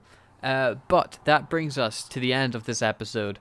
Thank you very much for listening. Next week, what are we covering, Scott? The very first episode of Sarah Jane Adventures, which is called Invasion of the Bane, I think it's called. I'm probably wrong, but I don't care. And that'll be our conclusion. Is it our conclusion to Liz Sladen month? Yes. Yep. Yeah, a long month it is. But that'll be our conclusion to the Liz Sladen Appreciation Month as we look at the first episode of the Sarah Jane Adventures next week, so look forward to that. This has been Who Watches Who, a Doctor Who podcast. You can find us on Facebook at Who Watches Who, on YouTube at Who Watches Who. Follow us on Twitter at WatchesDoctor. You can find this podcast wherever you get good podcasts. There's just all the links are in the description. You can follow me at Cloth223, and over to you, Scott. And be sure to share anything you want to talk about this episode in particular. Send us an email at whowatcheswhopod@gmail.com. You can send us a question about absolutely anything. We will read them at our end of month show, which is our news show.